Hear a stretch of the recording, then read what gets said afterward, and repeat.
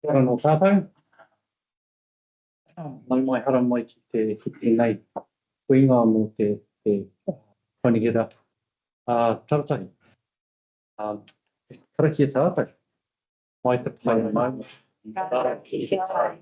Mai te awa whanga. Rara ki te awa ki. Tēnei te hapua I api ai e tātahi. Whanga sānu. Ai mai te kuki. Ome e rere e tātahi. Thank you, Matty. Thank you. Thank you, everyone. All right. Are there any apologies? I think we've got a full house. Thank you. Are there any conflicts of interest that need to be? Oh, welcome to our staff and Dale, members of the public. Are there any conflicts of interest that need to be declared? There are none. Public forum? No, none. First item for discussion, therefore, is item 6.1 on page 6, the minutes held on the 7th of May. Can I have a mover, please? Deputy Mayor Steve, do I have a seconder?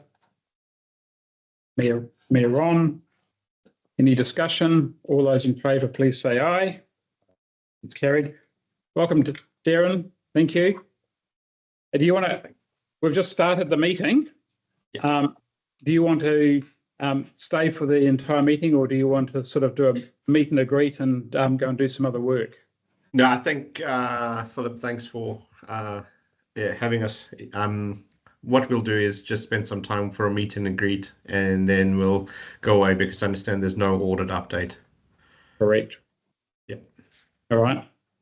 So if we probably deal with that now. The floor is yours.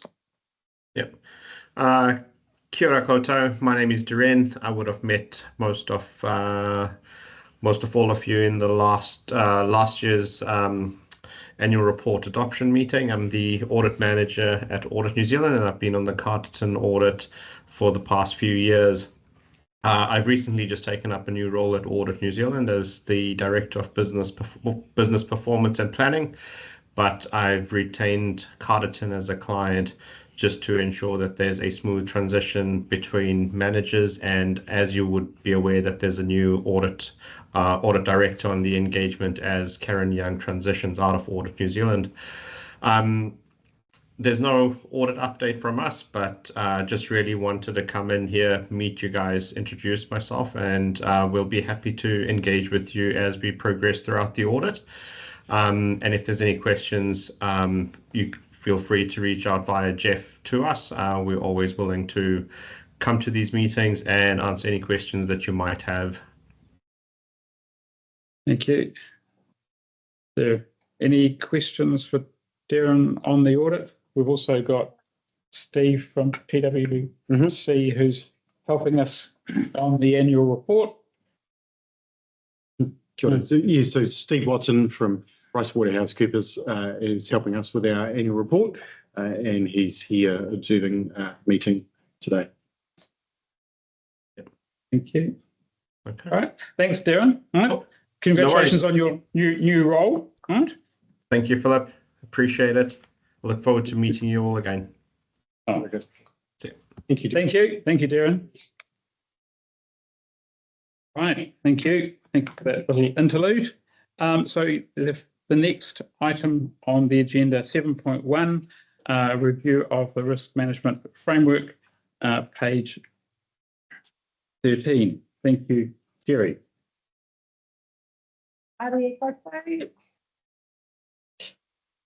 Morning, everyone.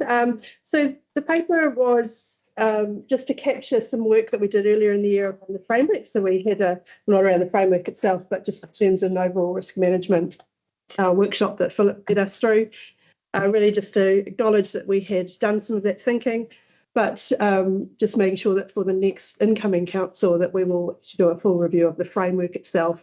And again, we'll have with a new council, we'll be reassessing what the risk appetite particularly is as well and moving forward. So there's no significant changes that we've proposed, but you may have some tweaks that you'd like us to make sure is included to go forward for the next review that we'll do, most likely either late this year or early next year. Looking happy to take any questions. Thank you. Any questions or potential suggestions of changes or considerations of the policy? Just one question. Are there any changes that management can foresee sort of wanting to bring forward in the next triennium, or is it going to be majorly just led by the teams? I think in terms of the framework itself, it's just setting really how we go about setting those responsible roles, about how we identify, manage and monitor and test. There's probably a little bit more in there around testing our controls in terms of specific risks and what we're managing. The risk register will be part of that in terms of, I think we need to review that as well. In terms of those, what is facing us. So we've made some changes in the recent past, particularly around climate change inclusion. There's obviously some specific risks on the horizon at the moment that we're working through, like local water done well say. So yeah, the specific risks themselves, this is more around the framework and setting the framework policy that enables us to achieve what we want to achieve, in particular where our comfort level lies. There were no red flags that you thought you would change if you could at this point. It was all. Yeah, I think we've not long. We did a deep dive. I didn't feel it was that long ago. So, yeah, didn't feel like that long ago. But sorry. Yeah, look, I do have one comment, and that's really around para 4. Recommended that further review be undertaken by the newly elected council following the election as part of the induction. We did that this triennium, and we still, new councillors, I don't think it's fair to be expecting new councillors who are just elected, who haven't had the experience, and we don't know what the outcome is going to be. You will clearly have a mix of current returning councillors and new councillors. I don't actually think it's fair to be putting those new councillors in a position where they have to make decisions such as this during their induction. They have yet to get their training from LGNZ. They've yet to get a briefing from Audit New Zealand. They've yet to get a briefing from AOG. And I just think it's just that's not appropriate. I would expect that once they've had their induction, once they've had their training, once they've learned what the job involves and what audit and risk actually is, I think it's a bit of a far reach to think that everybody who gets elected to council actually knows what an audit risk committee is, let alone knows what their responsibilities are, let alone makes policy decisions about how it's going to be run. I think that's a big stretch. It almost makes a little bit of capture. Yeah. And I don't think that's appropriate. So I'd suggest that you look post the induction, once people have gone through their training. If this committee makes changes now, then you've got a policy still, and your review for the next triennium should be, I would suggest, some months after induction. Okay. Yeah. And I just suggest you change that part, Mr. Chair. Yeah. Thank you. We'll take that when we take the recommendations, absolutely. Are there any other comments on the framework? Your comments. Oh, yeah. I'm interested in your comments, and I'm interested in hearing, are we aligned with other councils in terms of what our framework is like? It's probably up to Jerry but your comments. Well, I mean, there's two bits to the framework, right? The first is the likelihood and the consequences. They are aligned. However, they have been right-sized for Carterton District Council. Right? You wouldn't see the same framework in Auckland Council, particularly around dollars. Right? So I think that I've got no issues with that. It's more about that probably some of the wording, I think, and this is taking on your comments, Mayor, on about how we make those changes. My suggestion, I've got some minor changes. It's probably more around the committee's role, and make some minor changes. My suggestion is that we recommend as a committee that these changes be made, and then they are, as part of the induction process, it is then explained to the new committee or council. This is what it is at the moment. and then let them get their feet under the table, get some experience, and it's potentially, I would say, around the 6 months mark is appropriate, 6 to 9 months, depending on the workload, would be an appropriate time for council to actually see the reporting framework. Do they actually then want to make any changes going forward? That's the way I would see it. That's what I recommend, because totally agree with me on it's unfair to a group of newly elected councillors to actually say that all of a sudden agree what the risk framework is going to be as part of their induction. But certainly they should see it. This is it as part of their induction. Yeah, so that's why I'm happy to sort of come back and circle back to that recommendation. My first comment is on page 19 on the role of the elected members on para 3.1. I certainly agree that our role is to ensure strategic risks are identified, assessed, and monitored and reported. But I would actually see a greater role, because this is what we're doing at the moment. Have we actually got the right framework in place? So that should be included in the elected member's role. It probably is implied under A. But I also see one of the important roles of elected members, particularly this committee, is to, and this is the word that I like, it's to gain assurance that risk management is being appropriately managed and reported within the organisation. So that's bringing back, like we've got like the next item, it's bringing those sorts of reports back to the committee, but that should be our focus. It's about gaining that assurance. Whether you can put some nice words, Jerry, on that. The other question too, does it actually, once we've made those changes, as the Chief Executive, should it actually then go back to council? Would be the appropriate, right? I wonder if the committee agree with the changes first. That would be helpful. Yeah. And then once the committee's agreed with the changes, then can either go to policy and projects. Or go up to full council, whichever comes first. Yeah. Right. So do I hear any feedback from the committee on that change without putting the word? No. I agree. Yeah. Anyone disagree? And in the framework, because you must have been picking my brains in my sleep or something. It's the one area that I haven't spotted in there, and I understand from other councils it's part and parcel. You're reporting on health and safety and HR, and we don't seem to be covering HR in our framework. Now, retention, attrition, we do talk about we do talk about key personnel and identify, but we don't actually seem to measure that. So my question, and I know you are the independent chair for a number of other councils, whom I understand do include reporting on HR. And so I'm interested in your comments from as to how we compare. Why wouldn't we do that? So the role of this committee, if we can go up the ladder and then come back down again, is to say, talking about monitoring of risks. Yeah. So HR, right? There's always a risk with HR, right?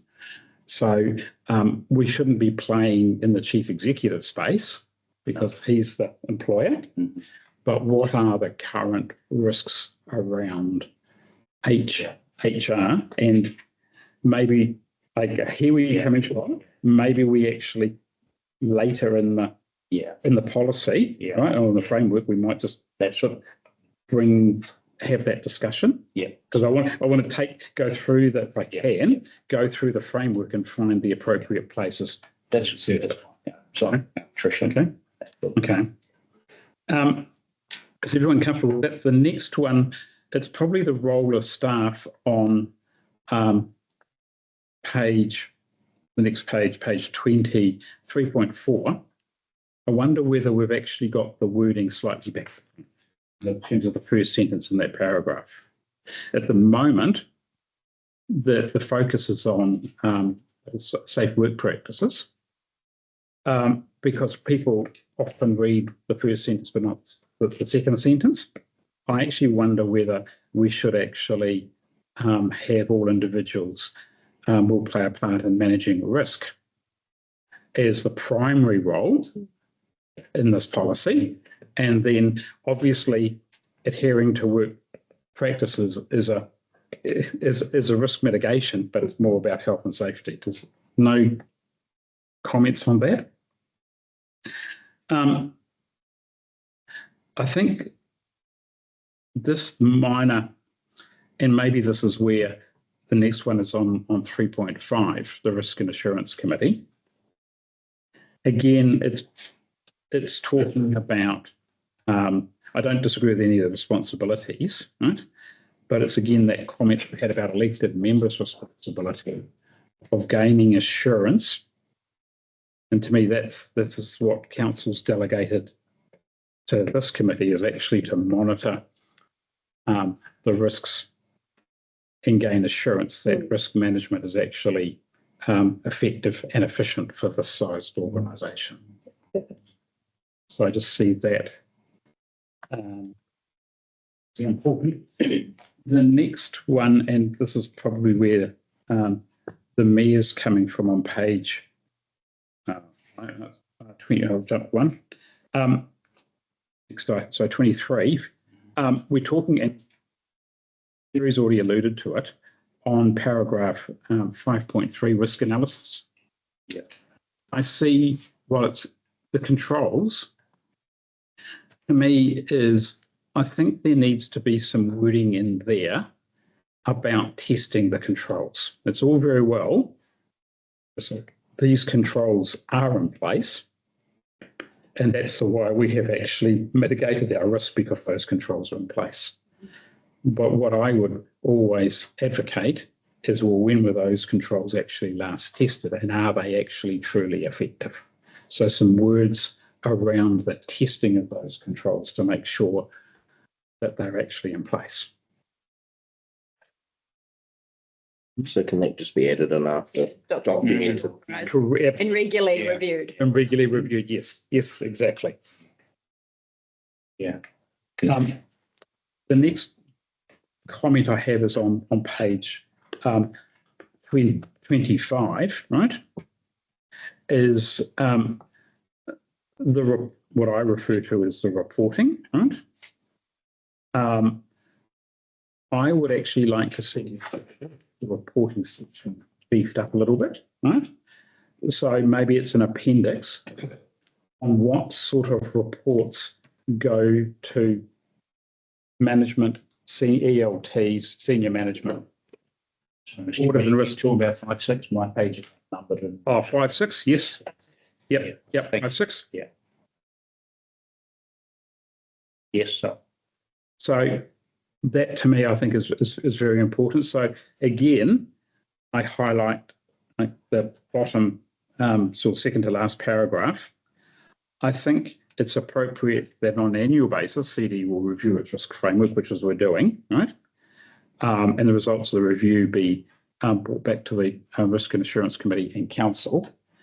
But I would actually probably would want to see is that on an annual basis, like we're seeing today, the entire risk register is actually reported. Yes.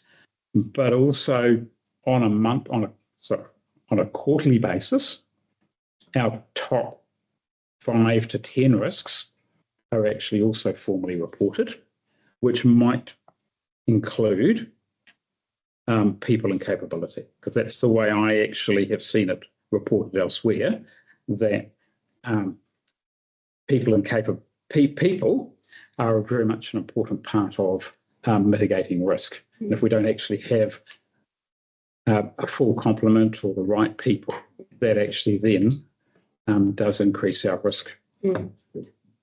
So that's the way I see it, not necessarily in the consequences. I see at the bottom of that 5.6, there is a line that says controls that are in place need to be from time to time tested against assumptions. Yep. This should take place annually. So it is covering what we mentioned earlier. It is, yeah. But to me is, And it's been that other section as well. it should be in the other, it's part of it. It's just, I'm being pedantic. Yeah, that's right. Perhaps reporting that we have tested. Have reported that you have tested? Assurance. Yeah. There's an increased reporting to highlight that we have been testing. What have we done? Sure. I know, and it's not in any of my committees, Mayor Ron, but I'm aware of one council that has got a very extensive risk reporting framework, and that I have seen the framework. It's the risk manager at another council who I know from a previous life, and has shared me his entire framework, and he is actually reporting his testing that he has done and lack of action on managers that actually haven't updated and tested their controls, which is actually, but that's a significantly large organisation, and he is one of 2 risk managers in their organisation. So again, you've got to right size your organisation for those risks. Yeah. So again, that's the challenge for the chief executive. That most mid-sized councils and smaller do not have the luxury or have capacity to actually employ a full-time risk person. In fact, it's done. Everyone takes it on as part of their role, including the chief executive. So the question I then have, that's up to the chief executive is to consider how he actually does that. And then that comes back to this committee. This is what I'm doing. And I think and get the committee to debate that and say this is appropriate for this size organisation. Does that answer your question, Mayor Ron, on HR? Yeah, I guess we have what I've noticed over the training is that we've not had reports on. We don't need to get into the nitty-gritty and the detail, but we're aware that there are exit interviews conducted, but we've never had a summary as to the reasons people have left, and the reasons. If you've got a percentage of people who are leaving because they've been offered better money, then the CE's got a challenge. If there's a percentage who are leaving because they're burnt out, you want to know that, because that would indicate you do need to redress your organisation to meet the workloads. But we have no sense of that. If you've got people who are leaving consistently because they're dissatisfied, then that signals to the board that we may have a culture issue, which he needs to report on. So, but we have no indicators over this training as to why people are leaving, what those numbers look like, and whether or not we should be concerned. And I think that is a glaring gap. And it's something I know we've asked about. But I think at the end of this training, we need to look forward to the next year for the next council, so they have some eye over that. And particularly in a competitive market where we know that finding good staff is a challenge for CE and personnel.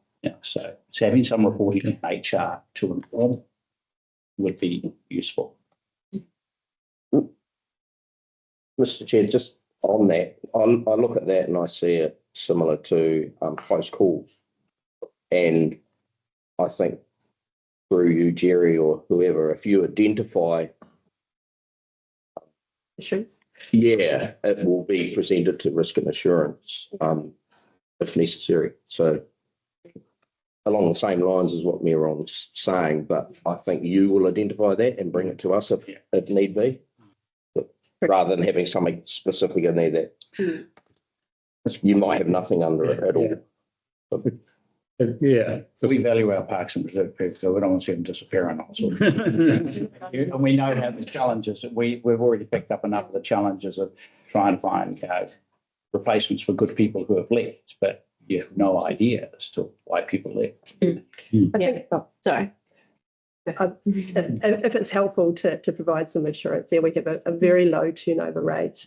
We haven't identified any common trends. The salary issue tends to come into play in terms of attracting. So typically, we're a small council, we're local government, so under the private sector salary and even central government salary bands typically. So that's always a challenge at the entry level. But I guess our culture and our the work we do around our wellbeing and actually the team environment and the reputation of the council has led us to make some amazing hires, bring people into the council that we're really fortunate to have. So the skill level, yeah. And there's value in reporting good news. Yeah. Okay, there's value in good news reporting. Mhm. As much as there might be value in identifying a potential problem. Mm. How do people know we're doing well if we don't report it? So to that end, so we do report in the health, safety and wellbeing update, the ins and outs in terms of numbers. But for clarity, it may be useful if we're actually putting together a running total. So in the same way we report on service request or avoidance or the numbers. Yes. Whether there's a trend coming. Yeah, we're happy to improve that. I actually have circled, right, well-being, right? To me, that's a well-being issue. So maybe we can actually include it as a sort of subparagraph within. Until the legislation removes it, or It's not section 10 of the Local Government Act, Staff. but it's actually under the Health, Safety and Wellbeing Act, right? But of course, that could change as well, right? I think wellbeing, small w, is Yes. the right way to go, because it is actually about staff wellbeing. One comment I was going to make is I think, having some sort of HR section, whatever it looks like, is helpful, because when you come into this role, you get told quite early on, there's governance, there's management, staff are out of reach. And I think it's something, it gives councillors who are new to the table a look in to an area that you sort of have this, I don't know what to say, I don't know how to engage appropriately. It gives you a little report that you can look at, and then you have a forum to discuss, which I think would be helpful. It's that monitoring role of council. Yeah. Right? And the other point I was going to say is within that, at the very start, roles and responsibilities, elected members' roles, it talks about the council's role includes to ensure strategic risks are identified, assessed, monitored and reported. I wonder if it's helpful to have something in there that fleshes that out a little bit, because I think as someone who comes into council, you don't know how to flag things. If you hear something that's a risk and you're like, flip, we should be talking about this. Where's the channel? What's the appropriate way for us to wave the red flag? I've got the answer for you. It's actually on page 29 under the risk assessment, right? Paragraph. Oh, come on, come to it. That's actually The red, orange, yellow, green. that's the one. It doesn't have numbers on that. It doesn't have, so it's appendix 4. Right? That colourful bit. Yeah, That- got it right here. They're right here, that yes. Yeah. For those who've got page numbers, page 29. I think that's the absolutely right place to actually maybe we have some words. Is what's the role of various, just for clarity again, right? Doesn't help to repeat it 3 times because people have got different ways of looking at things. Maybe in there is how risks are actually then reported, because one of my things that I've got noted here is on the top risk is the saying is, if we've got an extreme risk, it's immediate escalation to the council is required. Right? I have actually seen elsewhere that if there is an extreme risk that has been identified, now this might be form and practice, that the mayor is automatically informed. I've also seen it where the chair of risk and assurance is informed. Right? Got a phone call at 9:45 one night to say we've got it. Right? I said, thank you very much. And I said, when are you? The next bit from that is the bit that's missing from this. When is that next reported to either council or to risk and assurance? Right? So to me is if we are the rightful risk owner, then we probably need to receive a report at the next meeting, or if it's urgent, we go straight to council. And I think that probably needs to be. So sounds good. But following on from Councillor Grace's comment, I wonder Jerry, is it appropriate in there somehow?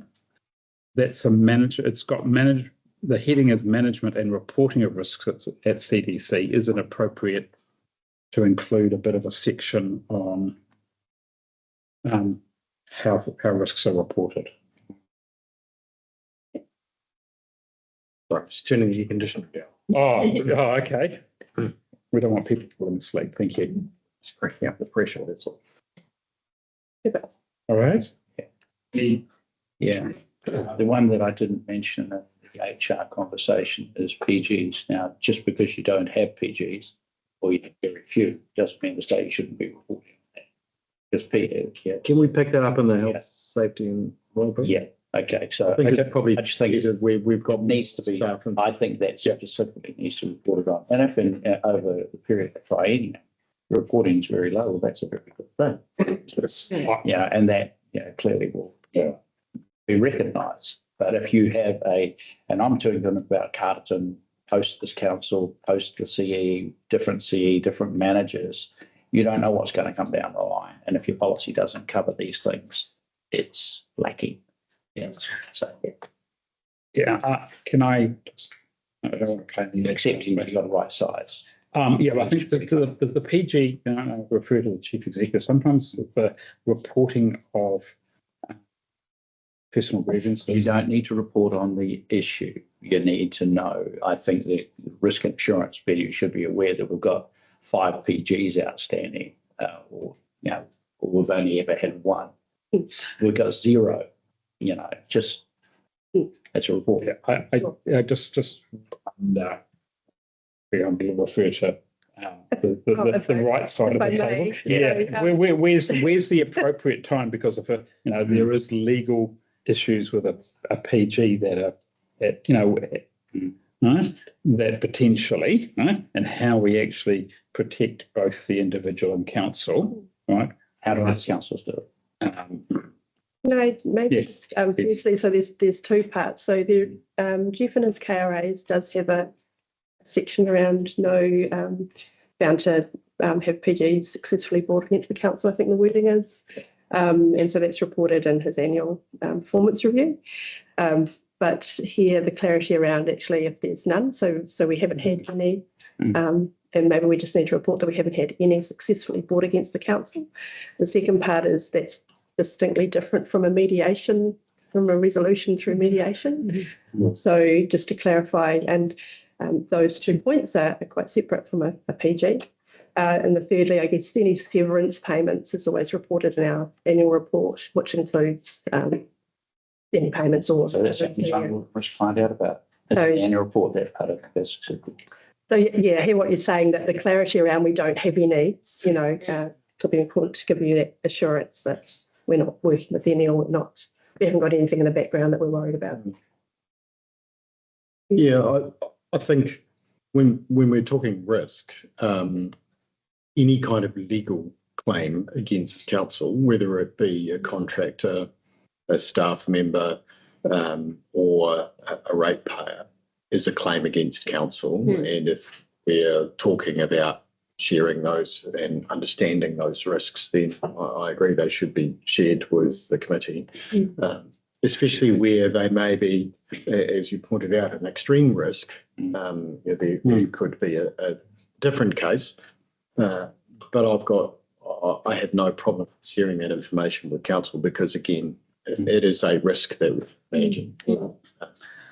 How much information we share is a different thing, and whether a claim turns into a settled outcome, whether it be a contract dispute or an employee dispute, is a different matter. But I think it's a risk that we as a committee I wonder whether we have this discussion, because we've already got it in public excluded or under reputational risks, legal claims. Yeah.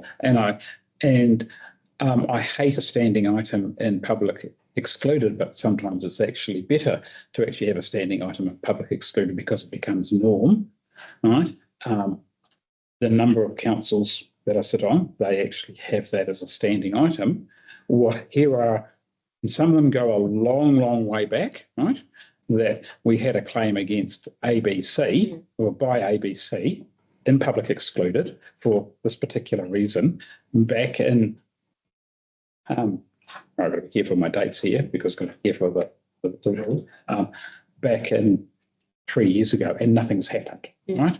And yeah, some of them go back even further, where I've made a claim, the council's responded, and it's still sitting there as until the 6-year rule has come up.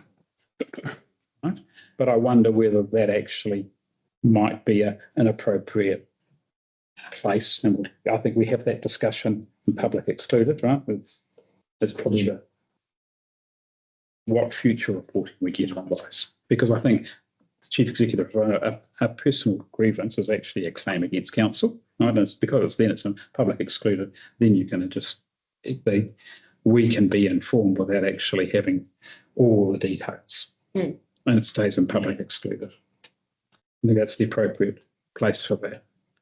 Is there anything else from... You can just still on appendix 4. Yeah, absolutely. Yep. Go back to appendix 4. Yep.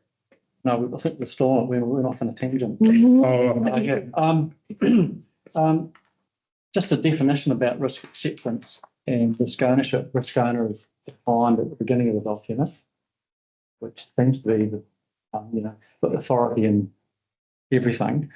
But acceptance is introduced at this point here. I wonder if some explanation about what that means, because it's a bit confusing. For the owner, Yep. Particularly, why aren't you accepting it? yep. Particularly when this committee is accepting the high risk. Yeah. Yes. Okay, so thanks, Marty. So speaks to the, setting the risk appetite in the beginning with the council is really at what point, and we'll go back to the criteria matrix around, where the risk is accepted. So where it drops down into the CE, for example. So we define in setting the appetite, the committee defines really where they're happy with that acceptance. Okay. So I guess the importance, as we've been talking about, the gaining assurance that they're willing to continue taking that acceptance is probably really important in that regard. Does that answer the question? Somewhat. Somewhat. I think May's raised a question maybe we need in the definitions. What do we mean by acceptance? What's the role of the person who's accepting the risk, right? So we can we'll tease that out and clarify what that means. Mr. Chief Executive. Can I also perhaps ask the committee a question just around the role of accepting high risk? I'd just like to clarify if that's in the terms of reference for the committee and whether or not they have been delegated that authority from council.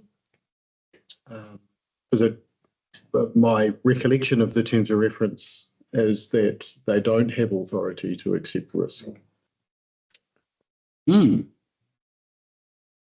Or ownership.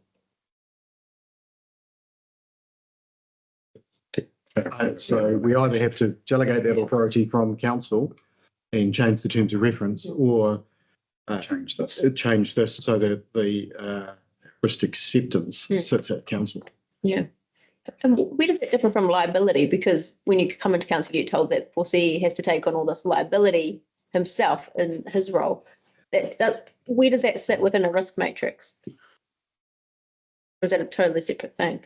So on that scale, the severity of the risk versus the impact of that risk. So is where your liability will come into. So as it becomes further sort of upper right echelon, where your severity is high and your consequences is high, your liability obviously goes up. So I don't think we quantify risks into as much as financial dollars, as more in terms of severity and consequence. Okay. The liability usually is the cleanup afterwards. Generally, the liability sits with the council as a whole. There are a few exceptions, right? Chief Executive under Health and Safety can be personally fined, as that's seen in the Auckland case. Generally, councillors can't be individually or collectively sued. It's got to be council. The only time that councils can be fined, for the want of a better word, for their actions is after an inquiry by the Office of the Auditor General. And since 2002, there have been no actions by the Auditor General against any individual or collective. However, that's not to say a few councils haven't gone Close. sailed probably over the line and reversed their decision and sailed back again. That's what I'll say. Can I just clarify? So we're changing the high to the risk acceptance being council? Are we making that change? Can I suggest, Mr. Chief Executive, right, that we actually, that council consider that as part of the delegations for the committee rather than for us? Okay, That would be, I think that so would be include it in the risk and Yep. assurance delegation. well, I mean, that's up for council, not up, I don't think it's up for, I mean, it's not uncommon for risk ownership and risk acceptance to sit with the committee, but it needs to be clear, in my opinion, clearly articulated. Right? And I think the issue is, for me, is risk acceptance means we have actually received a report on these high ones. It is high and will remain high for the following reasons, because we don't believe it's appropriate to try and mitigate that risk down to the next level. That's what I understand risk acceptance to be, right? But other people might actually have a different idea, and I think that's probably some clarity around that would be useful. Right, because you see, as you go down, the chief executive is actually responsible for risk assessment, right? Thank you, Mr. Chief Executive, right? But again, so he's making that decision for low and considerable risks. If action has to begin within a day, we're not going to have time for a report, are we? Okay.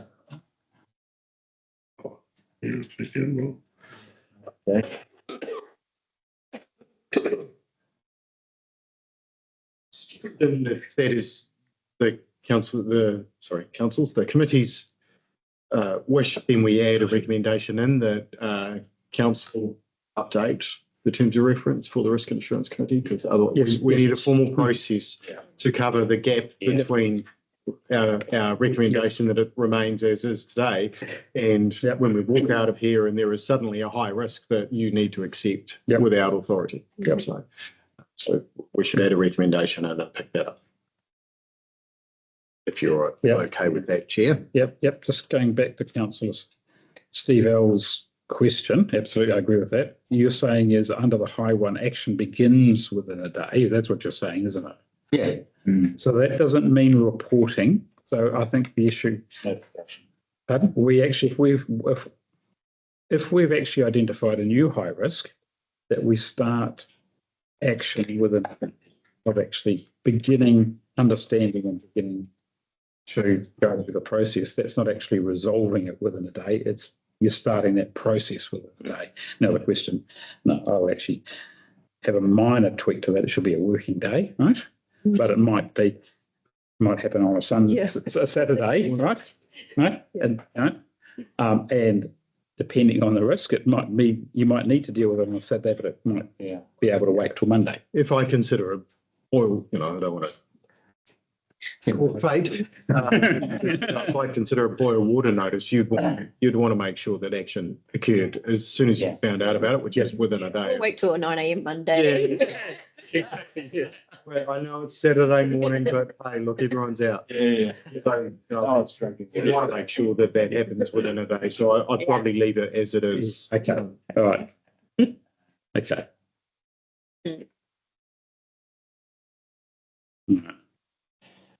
Okay. Any other changes to or comments on Appendix 4?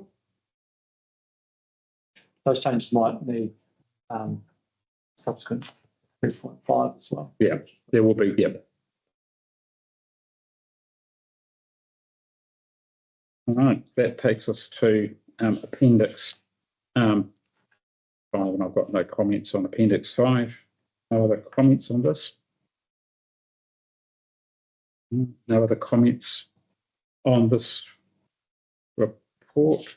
Go then back Mr. Chair, I've just got a question, just as part of our leading into the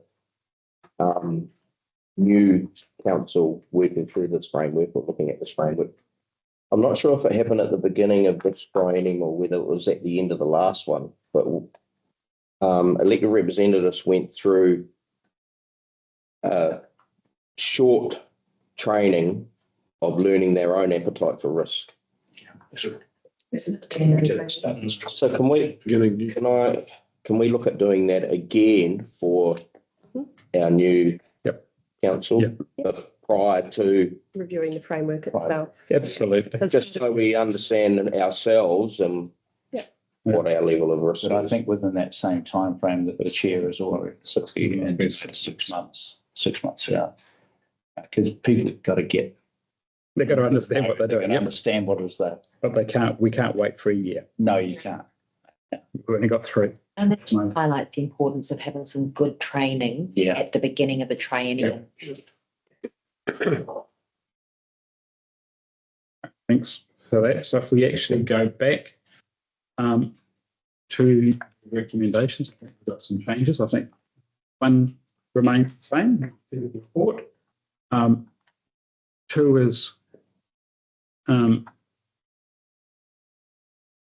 we endorse the risk management framework as amended. As amended. Yeah. Okay. And then 3,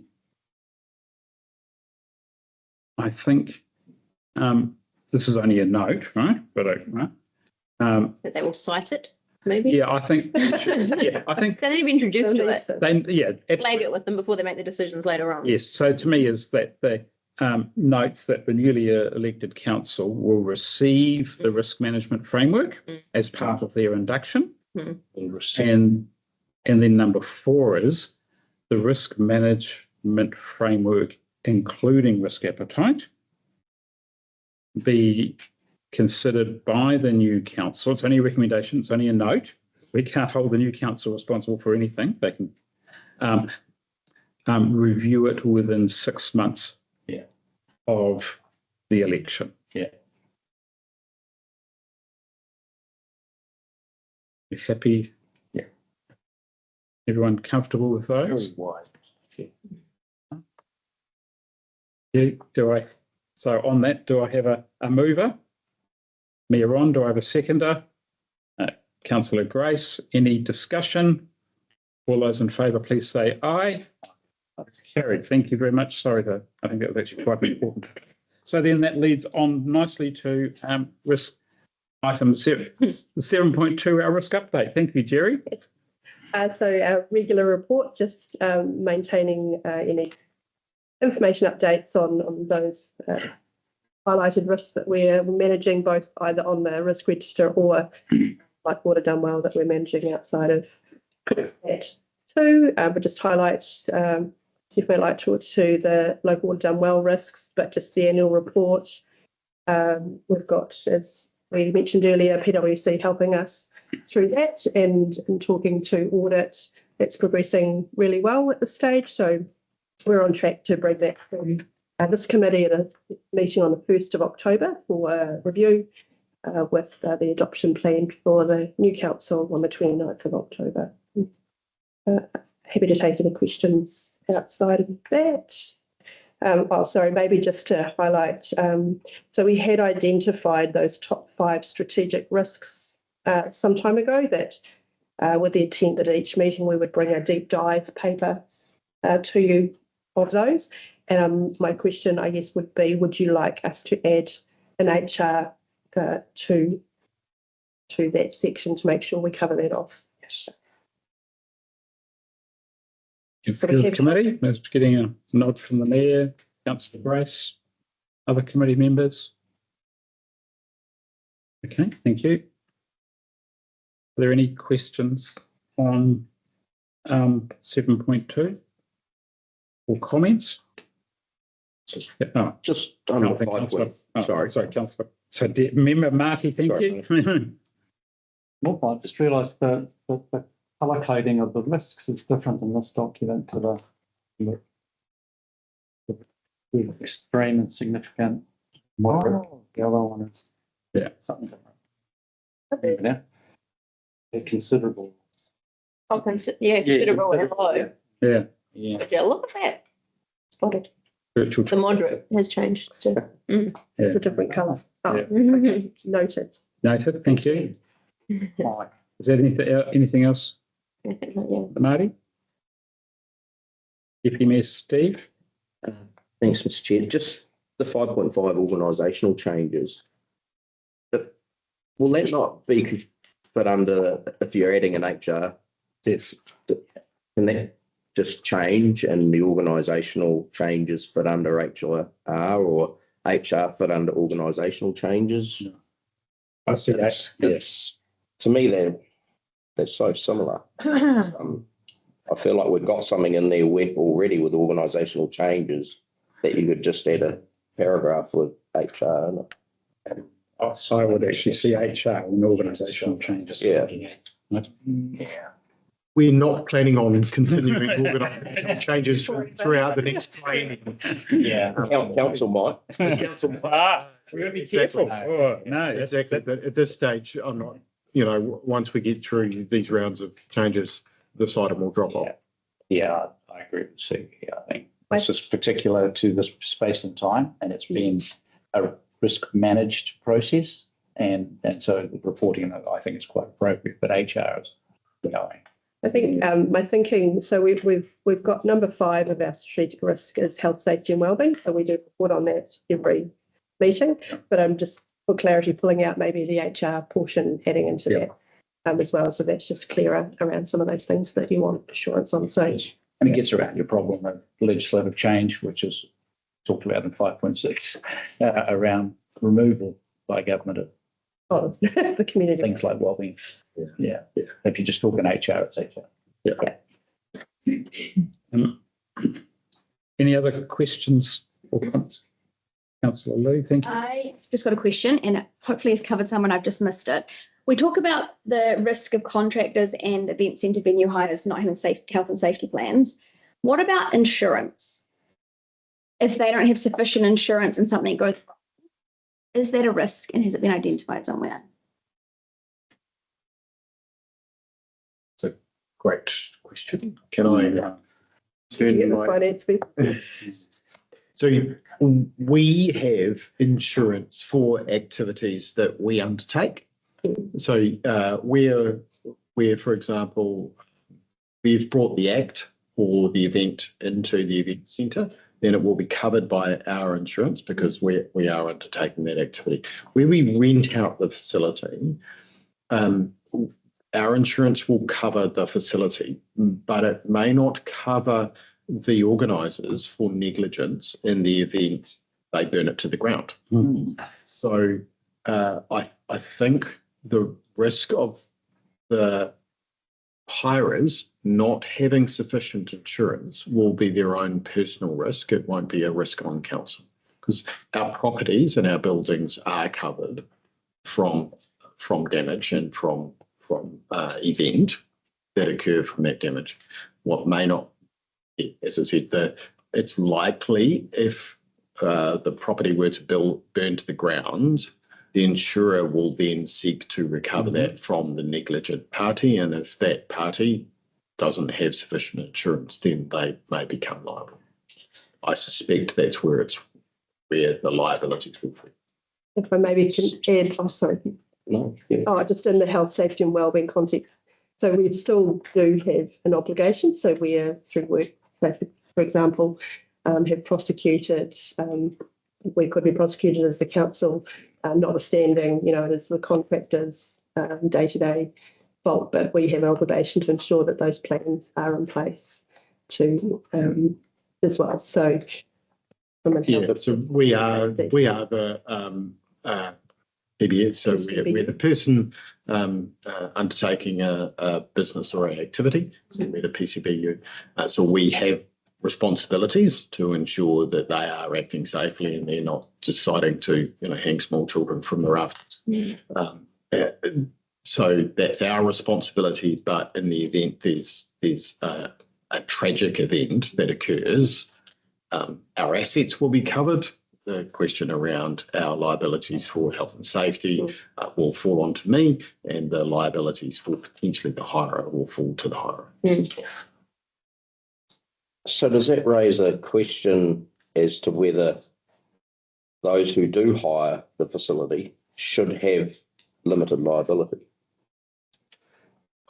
I think they should have a plan for their activity that they're going to undertake in our building. So a book fair, for example, is probably a whole lot less risky than if we had a flamethrower, coming in to do sword work. That would be a much riskier proposition. I think you're absolutely right. It would need to be reflective of the risk that the hirer is undertaking in our side. And so to clarify, say there's a book fair and it's a charity running it and they burn it down by accident and there's no one to go to negligence to get the payout from. We have insurance that will kick in with 100% certainty. Okay. Yeah, I still think it's an area to get some clarity. Yeah. Community. Event centre, there is the so we do you have public liability insurance? Most places, including charity with the book fair, that do have public liability attached to them. So when they're completing their bookings, they are ticking yes for that. If they don't have public liability, that's where what Jeff is talking about comes into play. So we used to, in our previous insurance, have cover, and we're just working through that with the insurance companies at the moment, what that looks like. But the idea, ideally, most bookings have public liability insurance. Okay, and with that checkbox, do we ask for proof and how much coverage they've got? Yeah. I'm not sure of the details. I have to go and check with you. Because if the event centre's down, it's nice. In the past, when I've hired the event centre for events, we've actually had to put in a copy of our insurance, public liability insurance. That's extremely valid. When you go on a sites, you may have to have a liability of 20 million. And I mean, that is relevant for the event centre, for instance. So, but that's a huge ask. Yeah, people off from hiring it if it's a requirement. You might not have as many people who say, okay. Yeah, absolutely. Yeah, my understanding of insurance law has a little bit to do with it, right? So basically, if we own the building, we get the insurance payout, then the insurance company will pursue the individual who caused that negligence. Not ask council to do it or get council to involve. Right? They might bring us, if they sue someone for it, often what they'll do is they'll put our name on the claim, but then they'll bring in the other person as a second defendant. What if they deem that we were negligent in allowing that act to continue and therefore were contributing factors to the burning down of the event centre? I mean, I've seen insurance. Right. I've been involved with insurance companies who promised the world and then delivered half of what they promised. Yeah. I have to check. Yeah, I think we'd need to check. I think there's a difference between property damage, yes, and liability for negligence. Yes, and so fairly confident we've got property damage covered. Yeah. The question is whether or not there was negligence on behalf of management, in allowing the act to come in. And you should have known that a flamethrower was, has the risk. So the elephant was stampeded. Well, I will check that. I won't speculate, but more fall on the chief executive than would fall on council. Yeah, great question. I have seen it, not a flamethrower, but someone who wanted to use dry ice, right, and have nice. But to do that, they had to turn the smoke detectors off. And that actually then had to be run past the insurance company, and the insurance company said no, so the person couldn't use the dry ice. I've seen that happen. Yeah. Hmm? Right. Right. I know that. Yeah, and the happening dry ice seems the I don't opposite think of we need flame. to send them. But the issue is that it actually, you actually, this dry ice, the carbon dioxide will trigger some smoke detectors. And of course, you've got to then turn that off, which of course then, so if there is a real fire somewhere else in the building, your smoke detectors are off and you potentially the risk of losing the whole building is significantly increased. That was the rationale, Mr. Chief Executive. Right? Just for everyone's useless information, right? But that's the problem we have with insurance. Right, moving on. Just 5.2, local water done well. I'm just not quite sure what we're supposed to do with that information. Receive it, councillor. Receive it and make your decision appropriately on the 20th. But in terms of where we are here at risk and assurance, so we just note that these are concerns, or They are concerns, and we have put mitigations in place where we possibly can. So, for example, the key personnel risk, we've done our best to inform staff of what is going on with regards the proposed change.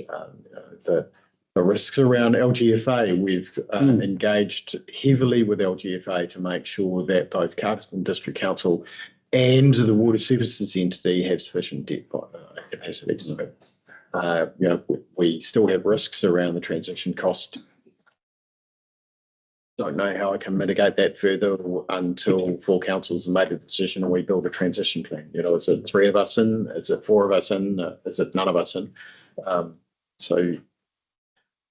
Where we have, we've mitigated. I guess feedback from the committee would be helpful if you think there is mitigations we could undertake that we haven't done so far. If you've got them. can't think of any mitigation. There's the odd avoidance. You can just avoid the whole thing together. But yeah, in terms of mitigations, it's mostly around sharing what we're doing.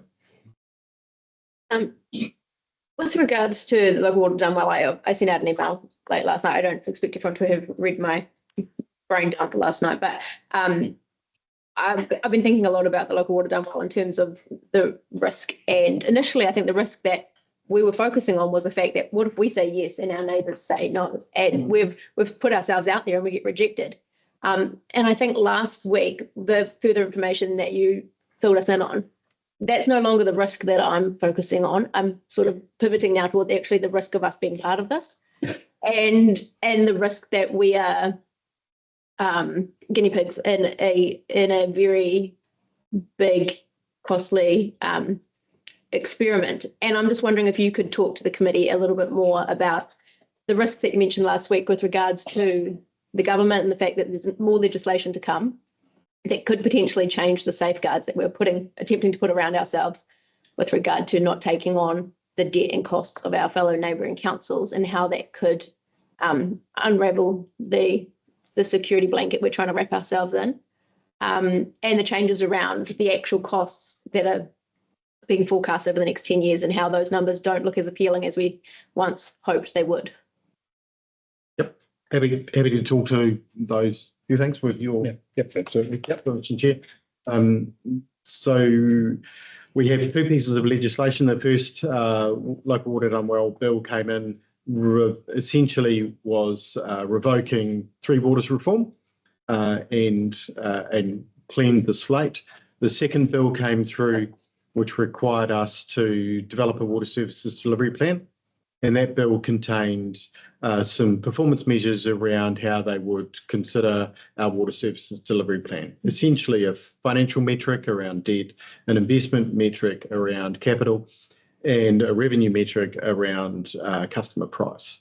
And those 3 things played together to ensure that there was sufficient investment occurring in water networks and wastewater networks across the country to deal with the problems that councils and water providers were seeing, which was ageing pipe infrastructure, expanding costs for wastewater discharge consents, and higher prices feeding to customers without necessarily a greater level of service. And as part of that, we are required to submit a plan to the Department of Internal Affairs by the 3rd of September. Now, that plan can be on our own within council. It can be on our own outside of council, or it can be outside of council with other councils. So there's three main options available to us.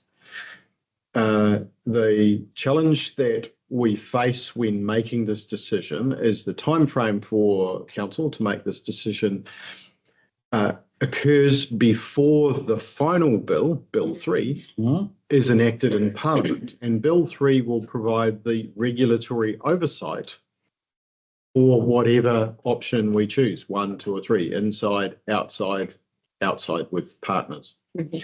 And that regulatory oversight is looking like it's going to be similar to other industries, so gas, telecoms, electricity industries, and they have what's referred to as price quality regulation over the top of their activities.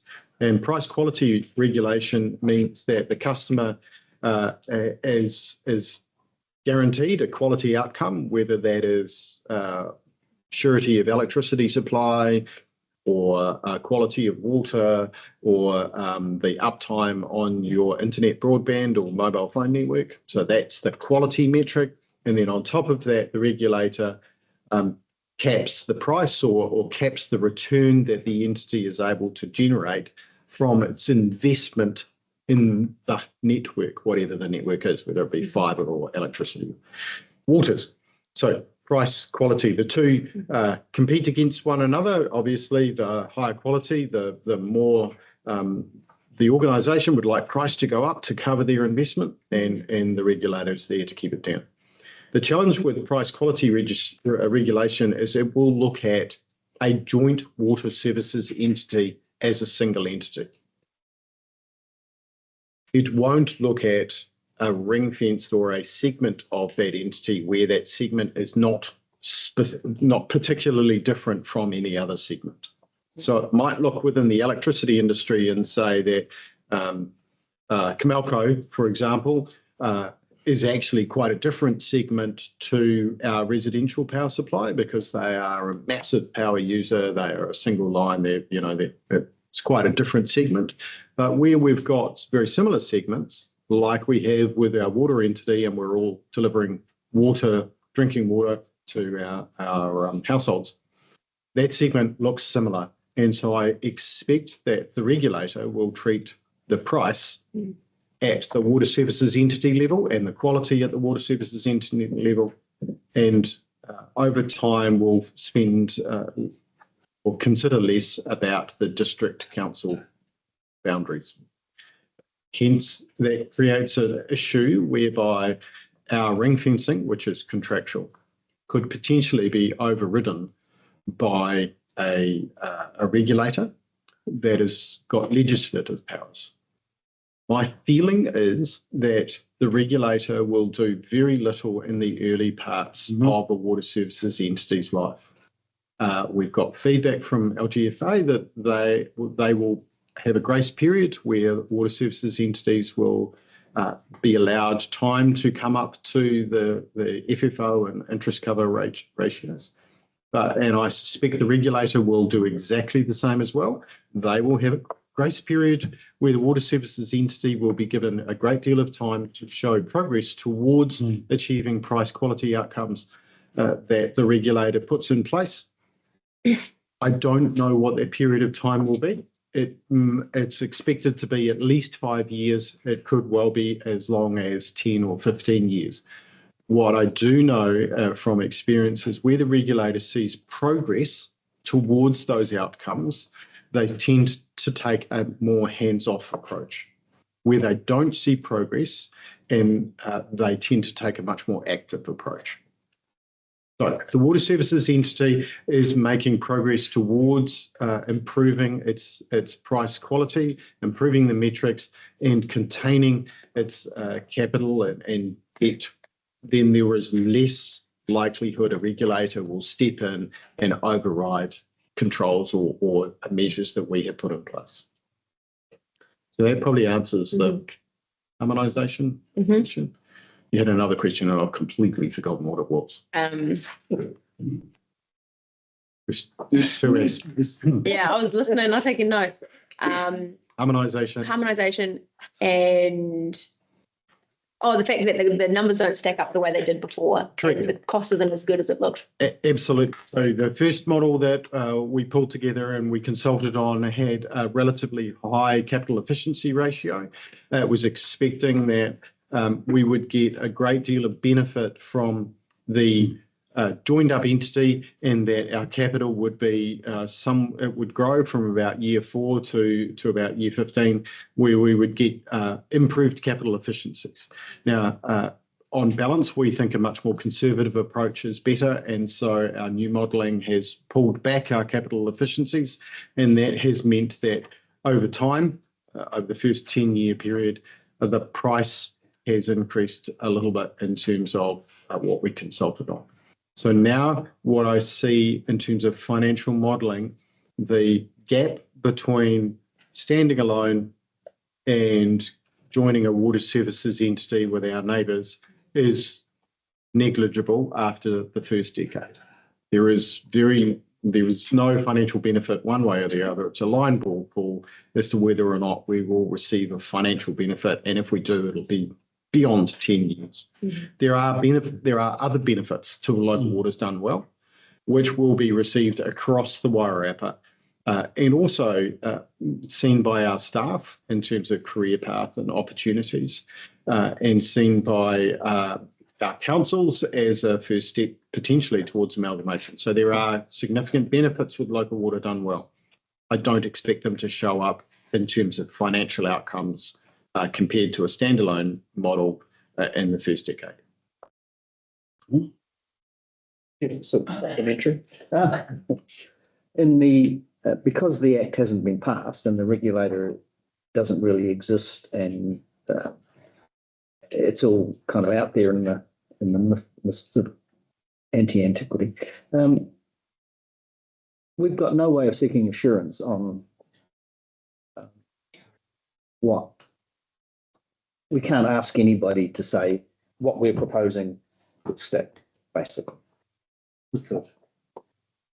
We could ask. We could write to the minister. We could ask. The legislation hasn't passed, so it's hard to predict what it will be. I think it's really useful to look at the other industries that have had this regulation, and if you look at the electricity industry or the gas or the telecommunications industry, they've really only come down hard after a long period of time of non-compliance, and it didn't occur straight away. It was a long. The regulators take a long time before they really get upset and want to force price. To the contrary, you could say that they have not acted with Transpower. They have not acted with the generators, and they have talked about the high cost of power and the high cost of transmission, which the Wairarapa is one of the highest, if not the highest in the country, and they have not acted. And you see Tokoroa closing down mills as a result, and the regulator hasn't stepped in. So, yeah. Can I make a supplementary point? While I hear what the Mayor is coming from, I think there is a difference with power and the cost of power, because power is horrific. I'm getting very big bills every month.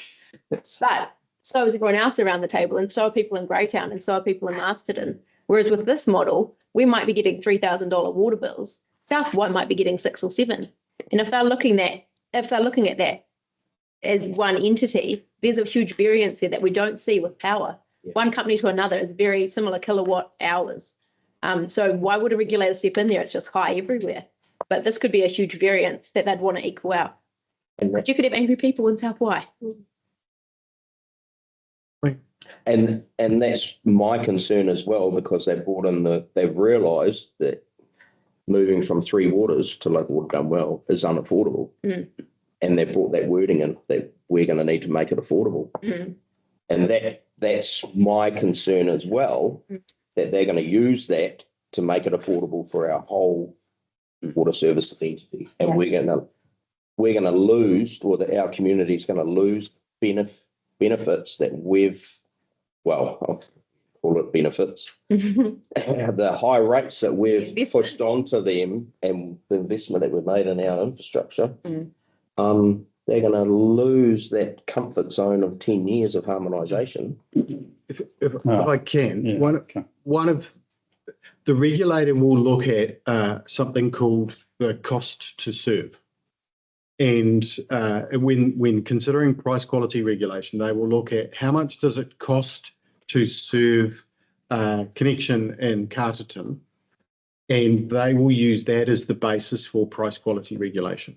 Now, if it costs twice as much to deliver the same outcome in a different district, that is a higher cost to serve, and that higher cost should be passed on to those consumers. So the regulator will take into account the fact that it may cost less to deliver the same outcome in Carterton than it does in another district, and that cost to serve will form the basis for price quality pricing in those entities. Where that cost to serve is not skewed by the water services entity, I don't see the regulator as stepping in and saying we want to balance it. So if we've got old equipment that is harder to operate and costs more to deliver the same litre of water to a household in South Wairarapa, I can't see the regulator wanting to move that cost to a different area. Can I also, I heard through, right, that also the regulator will be saying is that this community has actually paid more previously, right?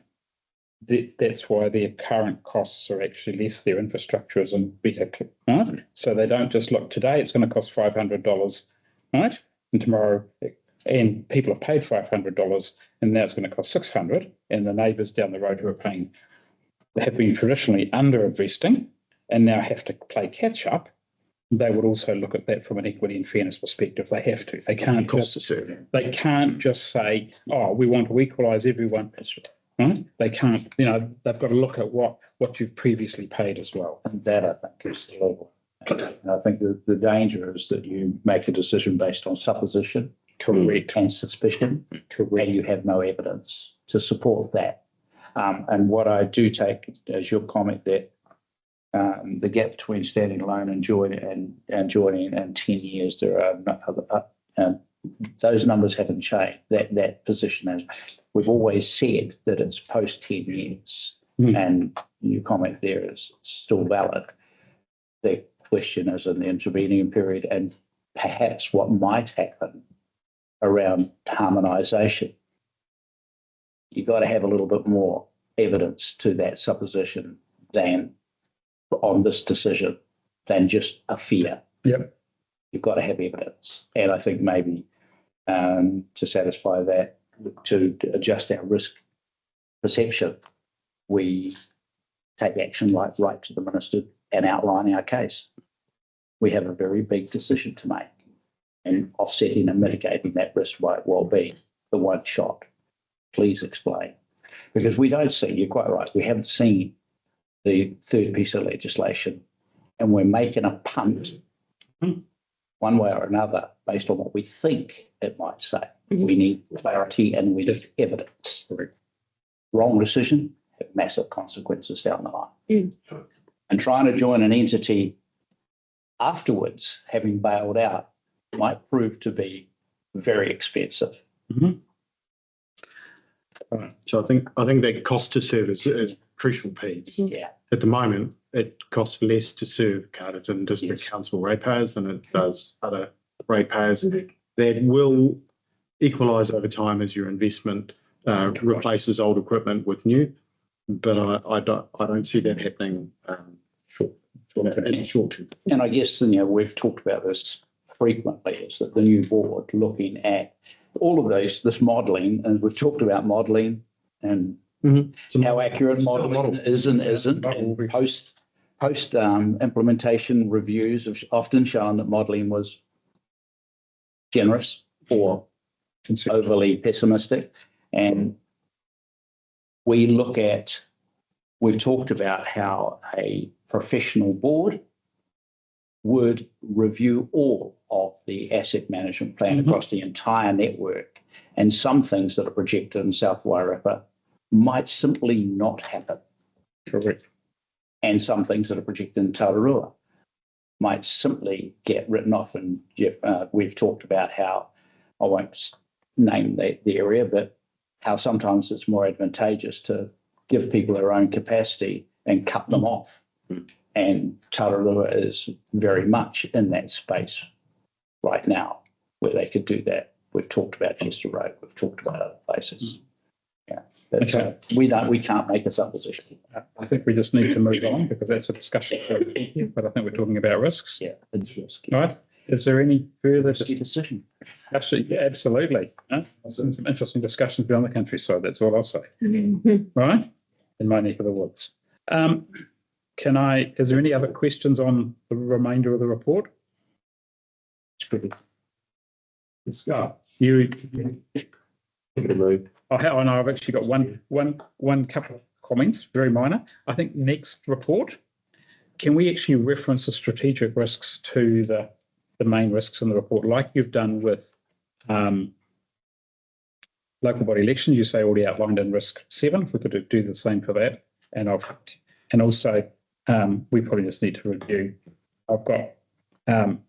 We're talking about COVID still in the report. I think we need to change that word to a future pandemic, right? Because I think that should be all right. It's all very well. Right? Yes, we're living with COVID, but I think the issue for me is we need to start thinking about the next pandemic rather than we just don't know when and how. Just, Marty? Quick question, the district plan is now in the statutory appeal period. When does it finish? It's actually not in the statutory appeal period yet. Oh. We're waiting on the commissioners to issue their decision. Once decisions come out, then it will be subject to the statutory appeal period. And then we will work through mediation with any appeal types before going forward. If there are any. If there are any. So what's the length of that period? 30 working days. Okay. 20 days. I'm Quite sure. Yeah. And then it would just be how long the court process is, depending on how the court goes. But one of the things we haven't been affected by any of those changes that were announced because we've been through hearings. Yes. So we just get to carry on as per normal. I know. Right? I'm aware of 2 councils that were ready to notify. Right? Ready to notify. And I've got one council that had actually had closed submissions but hadn't had hearings. And they are in no man's land because they've spent all the money, done all the consultation, but technically because they haven't started the hearings, right? They are not certain whether that actually applies to spend many millions of dollars, which could all be wasted. And also does actually meet the government's criteria of opening more housing, the exemption criteria, right? Which is not in your report because it doesn't affect you. All right. But if you want to do another plan change, you can't. Yep. Locked in with this one. All right. Any further comments on the report? I think Deputy Mayor Steve is happy to move. Do I have a seconder? I'll second. All those in favour? No further discussion. All those in favour, please say aye. It's carried. Thank you for that. Our next item is 7.3. Sorry to keep you waiting. Simon? Simon. All right.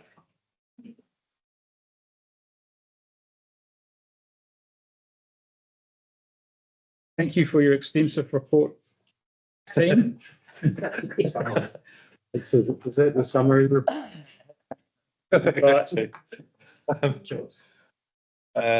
Thank you, Mr. Chair. Just to say that I'll take the report as read.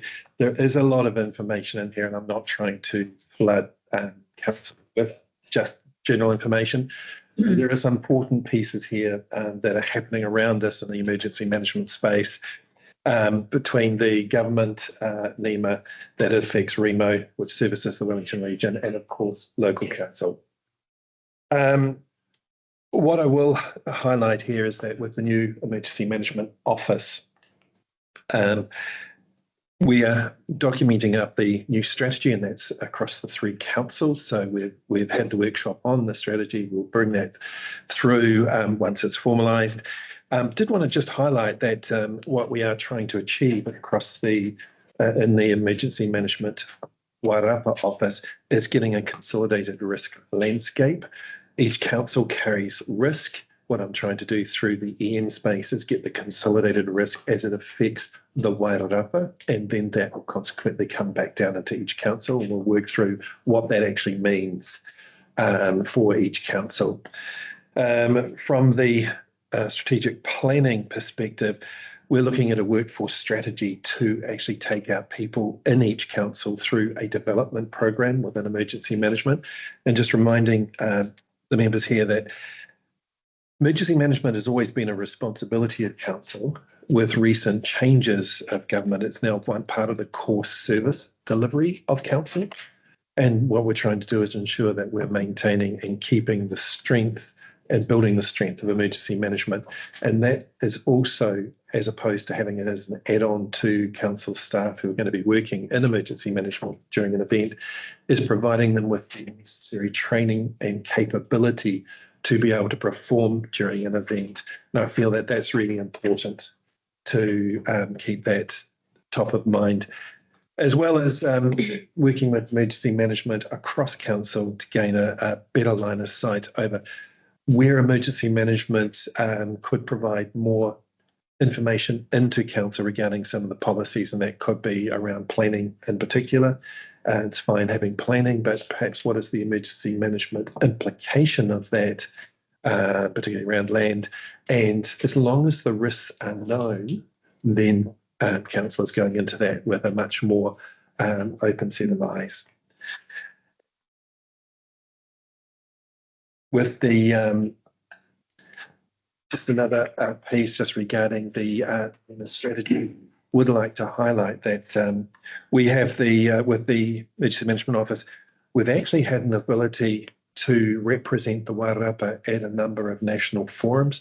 This is really crucial and critical to get our voice into some of the thinking of the policymakers, and ensuring that, you know, some aspects of their policies which don't appear to be realistic, or the ability for us to deliver against them is heard quite clearly in these workshops. So we've been quite fortunate to be able to participate and contribute towards that. And finally, just highlighting really good learnings from Exercise Wairedu. This was the extreme weather event that we had an exercise on in May. We have 2 exercises a year. In that exercise, Deputy Mayor Steve was able to attend. We will be looking at doing emergency management training as part of an induction for new councillors later on this year or early next year. But at any point in time, I do need to have access to the mayor and their representative if an issue occurs. And as we found 2 weeks ago, we had a tsunami warning. And while we were fortunate, nothing actually came out of that from a New Zealand perspective. We still had 0.5 metre of water hit the Chatham Islands. We still had a wave coming through the top of the north. It could have been, instead of 20 centimetres, it could have been up to 2 metres, which could have had a major impact across our coastline. So we will be looking at specialised training on the officials who are going to be supporting any emergency event directly, but we will be taking councillors through the responsibilities around emergency management either later on this year or early next year. And Remo are very keen to ensure that all councillors understand the emergency management structure for Wellington and how we all fit into that and how we can all support it. Coming back to one of the exercise objectives, we take new employees from each council. They go through a training regime. Part of that is to go into an exercise. One thing we've learned is that if we only have one out of perhaps 3 or 4 trainings with a council employee. They get overwhelmed when they go into the exercise. It is quite structured. It is unfamiliar to many people. So we're looking to look at how we bring our people through to ensure they get the support they need before they go into that environment in an exercise, knowing that if they go into a real environment, they could be subsumed and never want to come back into the EOC again. And council is responsible for resourcing the EOC. So it's making sure we do take care of our people. The other is that there are a lot of really good tools that are coming online. One of them in particular is a tool that enables the Intel desk to get up-to-date information from people in the field. It so far has been a really good technical implementation.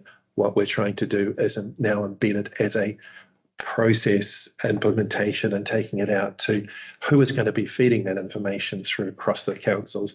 And it could be as simple as somebody in a roading team or somebody who's working parks. They see a tree down, they're able to put it through as an app on their device. It comes up within seconds within the EOC. We can then start redirecting people around that road. So it's that sort of technology that's coming through that is invaluable to our ability to continue to service our region. They were the key things that I did want to cover off, but I'm open to any questions and I appreciate the time. Thank you, Simon, for your summary. Right, any questions? I had one question with regards to the governance committee and representing mayors, iwi, local government. There was no mention of the local MP, and I just wonder what involvement the local MP's office, whoever's in government at the time, whatever, but how do they feed into, they've got a staff locally in the Wairarapa, what role do they have in emergency management and supporting this work? Within the local region, Yeah, we engage, we work with the mayors who engage with the local MP. Okay. Then what we do is if we do require additional support at a national level, I actively use the mayors to go through the local MP to engage and get that. Right. We're also fortunate that we have a direct relationship with the current office, and we have had with the previous office. They have been able to engage with us directly as well to see what support that we need. But it's not an official line because technically it's a council process that we have to make sure we are independent of any other influence. But they have always been very encouraging to support what we're trying to achieve. Cool. There's, if I just add to, there's a bit of a mix and match in there, and it varies across the region. As the deputy chair for Seedling, and clearly someone post the election may get landed with it. And I want to talk a bit about the resilience and offsetting, mitigating risk in that space. But it depends on the MPs. Some MPs are very heavily engaged in their community, and they are a good source of information and to assist on occasions. But there are other MPs that don't even have an office here. And they have no resources and they have no engagement at all. So it is a mix and a match. And then there are we have 3 MPs. 2 of them have offices, 1 doesn't. 2 of them are very embedded in their communities, and 1 is the elected MP. And then there's that question: is does that MP get involved, or is it up to his minister? Yeah. And that's the 2 ministers actually associate. So it is a mix and match, but there is the obligation falls with the council with them. But the only question, just I want to thank you. Firstly, I think Simon, the way things, I think we've been heard very well in the Wellington area. It's good to hear a lot of those messages that we've put through coming back to us as someone else's idea, and some of it from other government departments or other SOEs, state-owned enterprises, like Transpower and the like. But it's the point that you've picked up and you've noted in your report, we're building resilience by including deputy mayors. The risk you have now is that all 3 mayors have stood down. The only people who participate in every one of your exercises and who have been exercised real time in 2 major events, 3 really, but 2 major, are the people who are standing down, emphasising why it was important to be back training deputy mayors. But of course, we're in election mode. So I'm taking it that you're looking at induction and what your training is going to look like Yes. for newly elected persons, because we know from history that civil defence makes people's eyes glaze over, except when there's an incident. And then suddenly they wish they knew. So talk to us about what you're thinking and offsetting that risk post-election of having brand new spanking new mayors who've never had experience, no exposure to this, and are probably bored by the whole notion right from the get-go. So, look, thank you for that. Until we can get a formal induction across council, what we'll be doing is focusing on the mayor and their delegated person, be it the deputy or somebody else who's delegated to support me in the EOC. And we will have a special induction for them, knowing that an event could occur post-election and pre the induction training. So we'll have a separate set of training, just to make sure they understand what it is required of them. As Deputy Mayor Steve will attest to, I've adapted our exercises slightly to bring in the deputy mayors. And one of the things I have been testing has been having me to support the deputy mayors right through the process of the exercise, so that they are not left on their own and we can provide the guidance that we need while the Emergency Operations Centre is actively running. So you'll notice in here we've moved from 5 to 7 controllers. That means I can step back actively from being a controller in the room to actively supporting anybody who doesn't have that experience and can provide that guidance. We also have very active what we call PIM coordinators. These are the communications team who are creating the key messages, and we work really closely with those elected representatives in the just outside of the room, so they're aware of what they need to do, one for each council, so that when they're talking to media, talking to the public particularly, about where the key issues are and what are the key messages, how to stay safe, what we need them to do for a period of time. That's the starting point of what we are looking at to ensure that we have a transition period until we have formal training. Does that help satisfy that? All right, any other questions?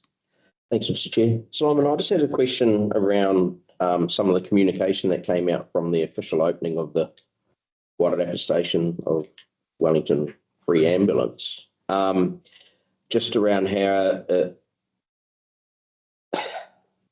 it was stated that this could be a strategic location for what I see the EOC. Are you looking into that, utilising the Wairarapa station as an EOC moving forward? So we have a couple of alternates at the moment, one with FENS and one with the hospital as an alternate for our EOC, and we've got memorandums of understanding with both in Masterton. And the Wellington Free Ambulance team have offered their facility, and I would like to do a memorandum of understanding with them. Their facility is slightly smaller than what we would need for a full EOC operation. But if push came to shove and we needed to set up somewhere, they have a fantastic building that is built to IL4 standards, which is very strong.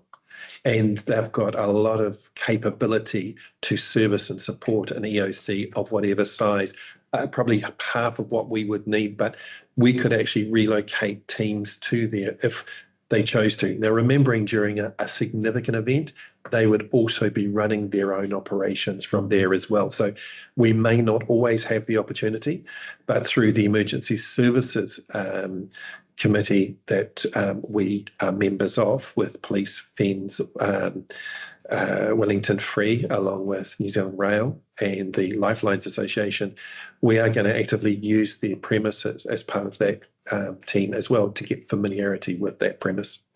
But it is a beautiful building. I was fortunate to be there on the opening day, and they've done really well. And it's a real testament to their efforts across Wairarapa. Okay, thank you. Any further questions? Just a quick comment, if I might.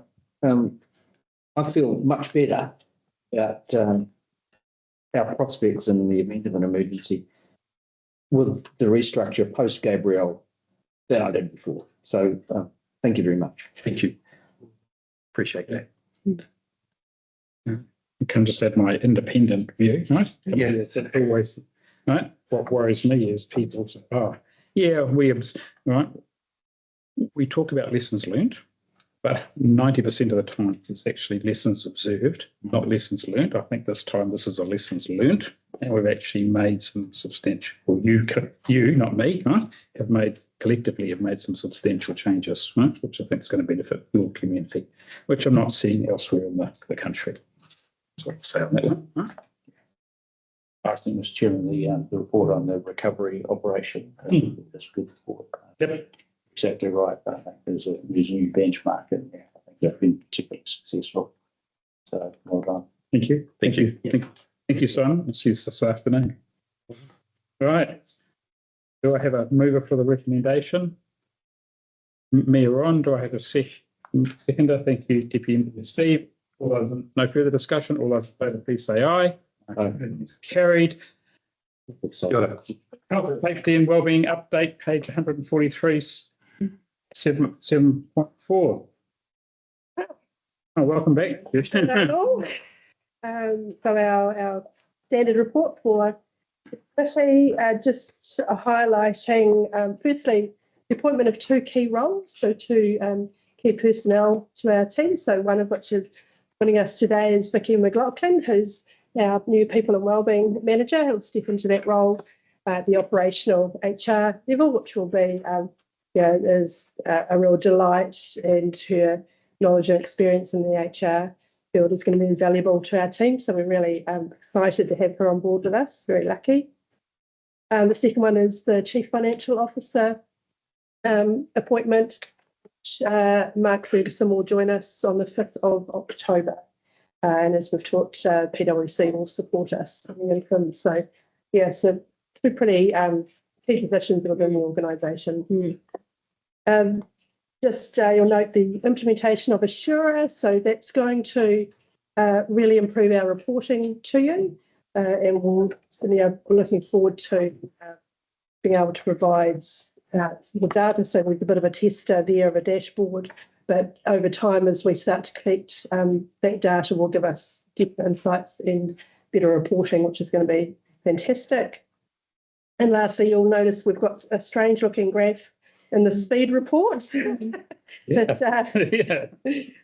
we have just been able to recommence our speed reporting data post the new speed limits. So Cartrack, where we get our data from, has just come up. So that will start looking better over time.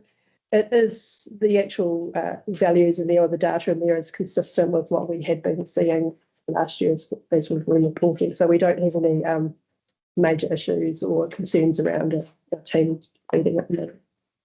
And happy to take any questions on this. Yeah, questions?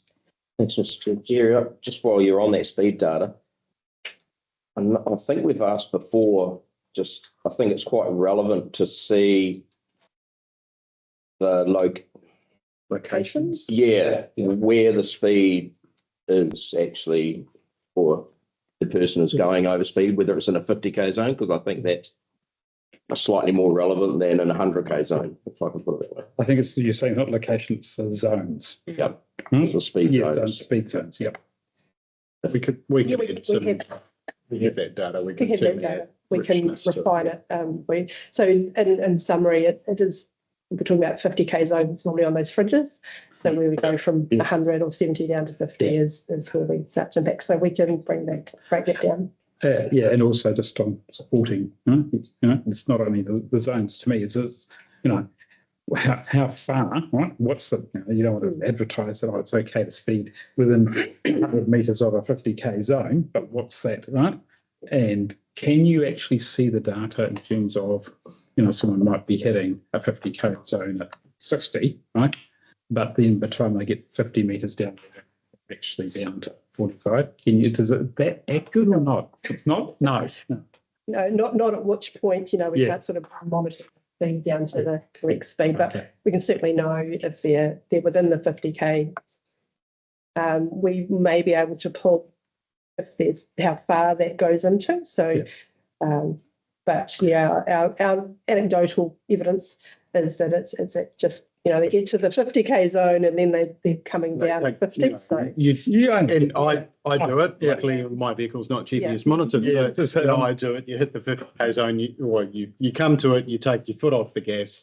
By the time you hit the 50k zone, you're doing 70, but you're plummeting at, a relatively low rate, 20 meters in, and you're down at 60, and then you drift, and it's just a behaviour, a trend that we've got into, and we just need to have them take the foot off people further back. we can pinpoint the points along the road and what speed they're doing it.